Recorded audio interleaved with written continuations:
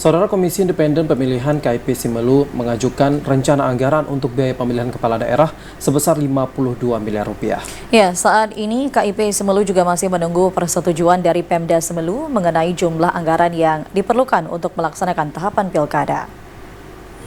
Usulan KIP Simelu secara resmi telah menyampaikan kepada Pemda Simelu mengenai rencana anggaran biaya yang diperlukan untuk pelaksanaan tahapan pemilihan kepala daerah atau pilkada yang akan dilakukan secara serentak pada tahun 2024 mendatang. Besaran anggaran yang diusulkan oleh KIP Simelu mencapai 52 miliar rupiah.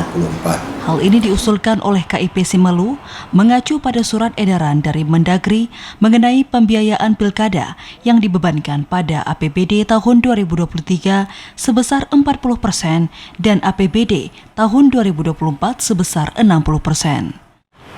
Komisioner KIP Simelu Khairuzaman Umar mengatakan, usulan dana yang telah disampaikan KIP Simelu untuk seluruh tahapan pilkada sebesar 52 miliar rupiah.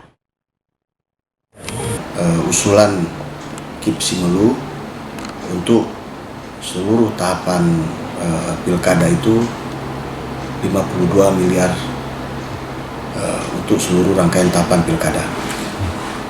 Kemudian tahapan alokasi anggaran pilkada ini sebesar 40% di tahun 2023 dan 60% di tahun 2024.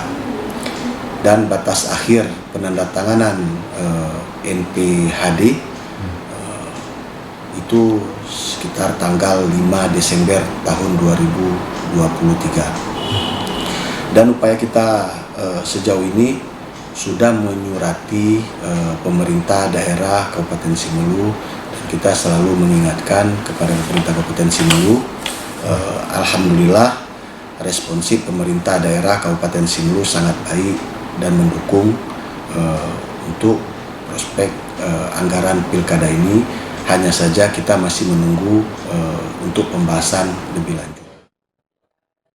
Sementara batas akhir penandatanganan NPHD sesuai SE dari Mendagri yakni pada tanggal 5 Desember mendatang, pihaknya mengaku bahwa masih menunggu adanya pembahasan lebih lanjut mengenai realisasi anggaran yang diperuntukkan untuk pilkada.